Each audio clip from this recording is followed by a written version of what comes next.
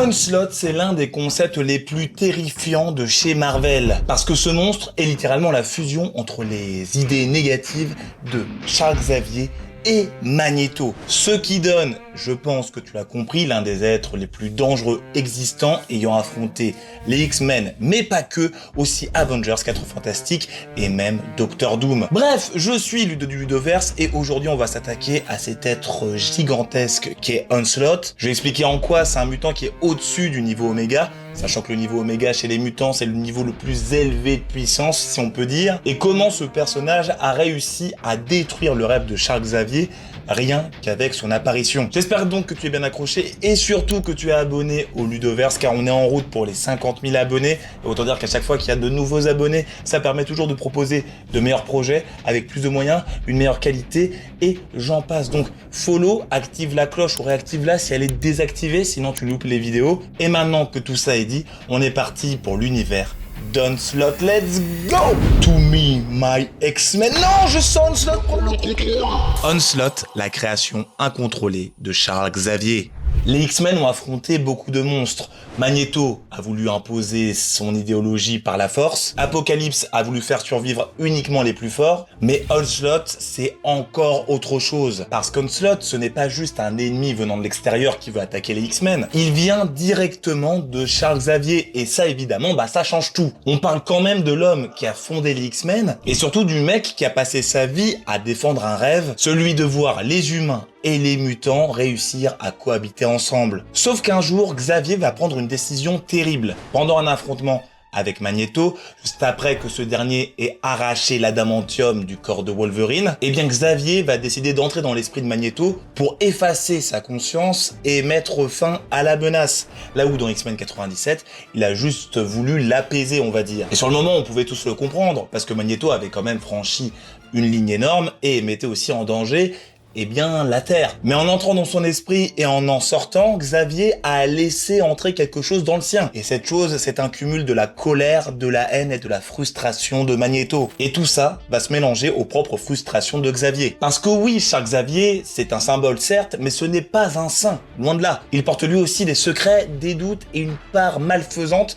qui ne demande qu'à sortir. Et c'est justement cette part d'ombre qui va donner naissance à Onslaught. Et quand cette entité va commencer à agir, elle ne va pas toucher que les X-Men. Elle va essayer de lier le monde dans une seule et même idéologie, un seul rêve, mais tout ça sans le côté spécialement utopique, vu que toutes ces personnes seront sous son contrôle. Donc oui, Onslaught parle d'unité globale, mais au final, c'est plus une domination. Et très vite d'ailleurs, son plan va passer à un niveau supérieur, parce qu'en comprenant que les humains et les mutants allaient avoir beaucoup de mal à coexister, il va décider de devenir beaucoup plus violent. Et je vais expliquer ça un petit peu plus tard dans la vidéo. Mais avant ça, revenons au développement finalement d'Onslaught et sa naissance. Né pour être le plus maléfique des mutants.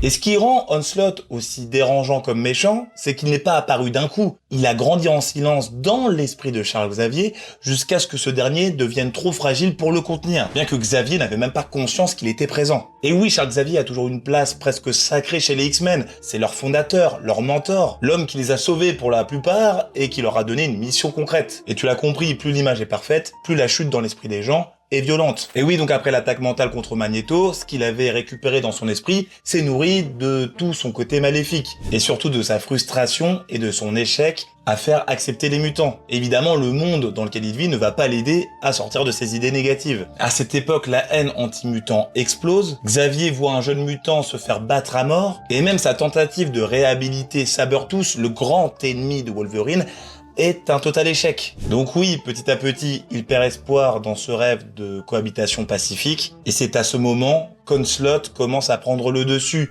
L'offensive commence. Je dis ça parce que Onslaught, ça veut dire offensive, ou assaut, si tu préfères. L'éveil d'Onslaught. Et la première fois qu'on entend vraiment parler d'Onslaught, les X-Men ne le voient même pas directement. Ils commencent par retrouver Juggernaut, alias le Fléau, l'un des ennemis les plus puissants des X-Men, mais totalement KO. Et quand je dis KO, je dis pas juste qu'il est fatigué, c'est juste que le Fléau s'est pris une patate qui lui a fait voir toute l'Amérique du Nord, dans le sens où cette patate-là fait partir du Canada pour atterrir directement aux États-Unis. Et même son cœur s'est arrêté pendant un moment. C'est pour vous dire à quel point Onslaught est dangereux. Parce que oui, c'est lui qui a mis la patate, t'as compris. Et évidemment, en voyant ça, les X-Men comprennent directement que si quelqu'un est capable de faire ça au Fléau, alors ce quelqu'un n'est pas du tout normal. Puis Onslaught commence à tester les X-Men, il envoie un de ses héros, comme il l'appelle, le mutant poste, pour les attaquer directement. Cyclope, Wolverine, Iceman et Storm sont là pour lutter. Puis, il décide de passer à la psychique la plus puissante, Jean Grey. Et on va dire que c'est à ce moment-là qu'il se révèle totalement,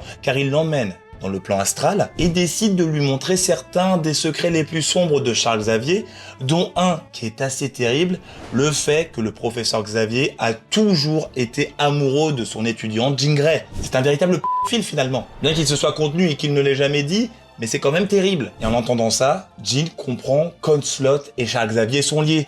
Pire que ça, Onslaught, c'est Charles Xavier. Et quand il se réveille complètement, si on peut dire, il décide de frapper les X-Men, et bien fort, j'ai envie de dire. Il détruit le manoir, manque de décimer l'équipe, et les héros se rendent compte alors qu'ils se retrouvent face à leur plus grande frayeur. Leur propre mentor, leur chef, leur leader est devenu leur ennemi. Mais sauf qu'Onslaught, il ne veut pas seulement les battre, il a besoin de plus de pouvoir. Donc il cible deux autres personnages très importants. Franklin Richards, le fils de la femme invisible et de Mister Fantastic, parce que ce dernier est un mutant de niveau Oméga à ce moment-là, et peut manipuler la réalité, ainsi que le jeune Nate Grey. Et Nate Grey, quant à lui, c'est le fils de Jean Grey et Cyclope, venu donc d'une autre réalité appelée Age of Apocalypse, réalité où Apocalypse a gagné, et Onslaught cible Nate Grey car il a un potentiel psychique monstrueux, et c'est aussi un mutant de niveau Oméga. Donc Onslaught kidnappe Franklin Richards, utilise ses pouvoirs pour se créer une sorte de citadelle, et cela en plein New York, puis réussit à piéger Nate Grey,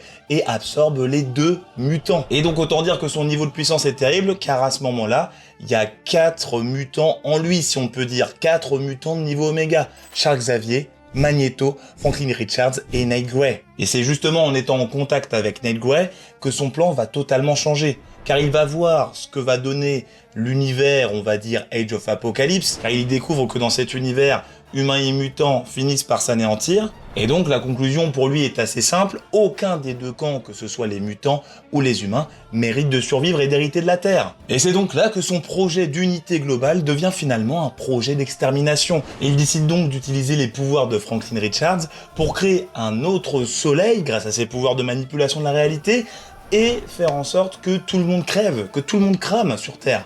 C'est un gars sympa? Non, pas du tout, c'est le terroriste ultime. Donc là, on n'est plus face à un simple adversaire des X-Men, on est face à une menace mondiale qui va nécessiter toutes les forces disponibles pour pouvoir lutter contre lui. On va développer tout ça, mais avant, faut quand même qu'on s'intéresse un petit peu à ses pouvoirs. C'est parti! Les pouvoirs terrifiants d'Onslaught. Et le problème avec Onslaught, c'est qu'il cumule des pouvoirs qui n'auraient jamais dû se retrouver dans la même entité, faisant donc de lui un mutant supérieur au niveau Oméga. Donc à la base, finalement, vu qu'il vient de Charles Xavier, il a ses pouvoirs, c'est-à-dire la télépathie, la capacité de lire les esprits, manipuler les perceptions, créer des illusions, contrôler des pensées, se cacher mentalement ou attaquer directement sur le plan physique n'importe quel ennemi. Mais comme il est né aussi par le biais de la pensée, de la psyché de Magneto, eh bien il récupère aussi ses pouvoirs, rien que ça. Donc tu peux ajouter la manipulation du métal, les champs de force et les impulsions électromagnétiques. Enfin bon, il y a plein d'autres choses, mais tu vois un peu le monstre que c'est. Mais Onslaught ne s'arrête donc pas du tout là,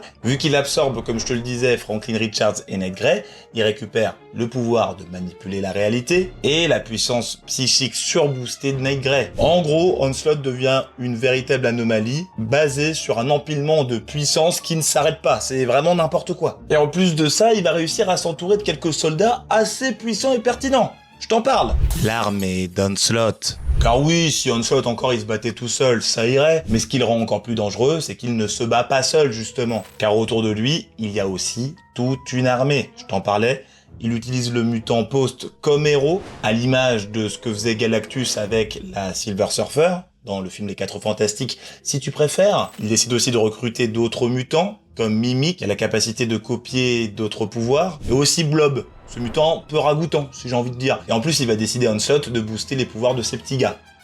parce qu'il peut le faire. Qu'est-ce qu'il est chaud? Il manipule aussi des héros, il arrive à créer des créatures lui-même et se constitue même une armée de sentinelles pour pouvoir lutter contre les mutants. Et dans son camp, on retrouve aussi des personnages liés à Age of Apocalypse, comme Dark Beast, une version beaucoup plus monstrueuse et maléfique du fauve qu'on connaît très bien des X-Men, ou encore Holocaust, un mutant avec des pouvoirs de plasma qu'il peut projeter, et il peut aussi absorber l'énergie de ses adversaires. D'ailleurs, Holocaust, ce n'est pas n'importe qui, c'est le fils d'Apocalypse et l'un de ses cavaliers. Et je rappelle quand même qu'Apocalypse, c'est, selon moi, le plus grand ennemi des X-Men. Mais j'en parle plus dans le détail dans une autre vidéo. Bon, je vais pas t'embêter avec ça tout de suite. Et c'est pour ça que très vite, en voyant tout ça, les X-Men comprennent qu'ils ne vont pas pouvoir gérer tout ça tout seuls. Et il va leur falloir donc de véritables alliés. Onslaught versus les Avengers, les X-Men et les 4 Fantastiques. Face à Onslaught donc, les X-Men sont obligés de s'allier aux Avengers, aux 4 Fantastiques et même à Doctor Doom lui-même. Et même avec cette formation ultra solide, c'est très compliqué pour eux. Pendant le combat, on a un Hulk qui arrive à frapper Onslaught avec toute sa puissance, avec une rage complètement folle amplifiée par les pouvoirs de Jean Grey. Les coups sont tellement violents qu'ils arrivent finalement à briser l'armure de notre petit Onslaught. Sur le moment, les héros pensent que c'est peut-être fini, mais finalement c'est pas du tout le cas, car même si Xavier a été libéré, eh bien Onslaught il a pris une autre forme, une forme pas du tout touchable finalement. Onslaught abandonne donc sa forme physique et devient une entité psionique pure. Et là le danger devient encore pire, parce qu'il risque de se répandre bien au-delà de New York. Et là notre bon Mister Fantastic Reed Richards commence à comprendre quel est le problème, c'est que les mutants qui s'approchent d'Onslaught boostent en fait le petit Onslaught lui-même, et cela quand ils entrent en contact avec lui, et comprend donc que les non-mutants, eux, limitent ses pouvoirs. Donc les Avengers avec Iron Man, Thor et j'en passe, ainsi que les 4 Fantastiques et Doctor Doom, décident de faire un choix terrible. Ils se jettent dans l'énergie qui compose Onslaught pour l'affaiblir, et en ce faisant, ça permet aux X-Men d'attaquer directement sa forme psionique qui devient un peu plus physique, et suite à cela, les mutants parviennent alors à faire exploser Onslaught. Mais le prix est alors énorme, car suite à cela, les Avengers, les 4 Fantastiques et notre petit Doctor Doom, je vais le citer à chaque fois, disparaissent en laissant seulement les X-Men sur Terre. Tout le monde pense que ces héros sont morts, qu'Onslaught est vaincu, et même si lors de cette bataille finale, ils ont réussi à libérer Franklin Richards et Night Grey, Onslaught a laissé quand même le Marvel Universe complètement traumatisé. Ce qui va avoir des conséquences désastreuses sur les X-Men, et aussi et surtout sur Charles Xavier. On en parle tout de suite. L'impact d'Onslaught sur les X-Men et le Marvel Universe. Oui, car la défaite d'Onslaught ne remet pas les choses en ordre. C'est plutôt l'inverse. Cette défaite a détruit presque tout ce que Charles Xavier avait mis tant d'années à construire. Car après Onslaught, le monde pense que les Avengers et les 4 Fantastiques sont morts. Et pour beaucoup donc, les X-Men sont responsables. Parce qu'Onslaught est lié évidemment aux mutants, et aussi il vient de Charles Xavier. Et Charles Xavier lui-même s'en veut énormément, au point de se livrer aux forces de l'ordre. Résultat, et malgré tout ça, la haine anti-mutant explose. Ce qui laisse alors les X-Men se débrouiller sans Charles Xavier, dans un monde qui les déteste encore plus. Et ce n'est pas les seules conséquences, car l'énergie d'Onslaught a aussi permis à Bruce Banner et Hulk de se séparer en 2 entités distinctes. Oui, parce que Hulk a quand même survécu à tout ça, fallait le préciser. Et avec l'absence des Avengers, eh bien ça a laissé un vide énorme dans les forces super-héroïques, ce qui a permis la création des Thunderbolts, qui ici est un groupe de criminels qui se fait passer pour de nouveaux héros. Donc l'impact d'Onslaught chez Marvel et surtout dans l'univers principal a été complètement fou, car il a détruit leurs plus grands héros en leur prenant la vie supposément, et en détruisant l'image des autres. C'est l'un des seuls méchants à avoir réussi à faire ça du côté de chez Marvel. C'est littéralement fou. Et après ça, on va dire que l'héritage d'Onslaught ne se termine pas là. L'héritage d'Onslaught. Évidemment, Onslaught ne disparaît pas totalement. Sa forme psionique va quand même réussir dans la grande histoire de Marvel à revenir sans avoir besoin de Charles Xavier. Pour donner quelques exemples, après House of M, moment marquant où la sorcière rouge a réussi à éliminer quasiment la totalité des mutants existants sur Terre, eh bien Onslaught va profiter des énergies liées à la sorcière rouge pour reformer son corps et tenter de chasser, ou du moins de s'emparer et de tuer Franklin Richards. Il a aussi eu des versions alternatives, l'une des plus connues, c'est celle où le crâne rouge décide de se greffer le cerveau de Charles Xavier dans le sien. Il devient alors le Red Onslaught. Je vais pas rentrer trop dans le détail par rapport à ça. Il y a même une version alternative où, à la place de Charles Xavier et Magneto qui fusionnent leurs pensées négatives, eh bien c'est Jean Grey avec Magneto qui va créer le nouvel Onslaught. Donc ouais, cet ennemi, il est encore là, même si l'impact principal qu'il a eu dans l'histoire, c'était vraiment l'histoire que je t'ai racontée là. Mais après, le plus important, ce n'est pas chacun des retours d'Onslaught que je pourrais expliquer en détail. Ce qu'il faut retenir surtout, c'est l'idée derrière Onslaught. C'est le fait qu'il nous ait prouvé qu'il était la preuve que le meilleur des X-Men, Charles Xavier, et le pire d'entre eux, Magneto, pouvaient donner naissance au pire cauchemar possible de chez Marvel. Et c'est aussi un peu pour ça que c'est l'un des personnages les plus marquants, car c'est l'un des rares à avoir réussi à battre autant de héros et de méchants à lui seul. Et au moment où je tourne cette vidéo, il y a la série X-Men 97 saison 2 qui continue, et c'est vrai qu'il avait déjà été teasé qu'Onslaught pouvait arriver, même si c'était peut-être pas forcément encore dans les cartons, bien que j'y crois encore. Donc ce serait vraiment fou de voir Onslaught revenir sur le devant de la scène et unir autant de héros dans cette série-là. Même si face à d'autres mutants de niveau Oméga ou un Apocalypse surboosté, pas sûr qu'il puisse forcément tenir le coup, même si ça nécessiterait que je clarifie un petit peu tout ça, et je le fais juste ici dans les vidéos qui sont juste là, donc n'hésite pas à cliquer. C'était Ludo du Ludoverse, abonne-toi, partage, et la suite, tu la connais, et il ne reste plus qu'à te dire à la prochaine. Salut!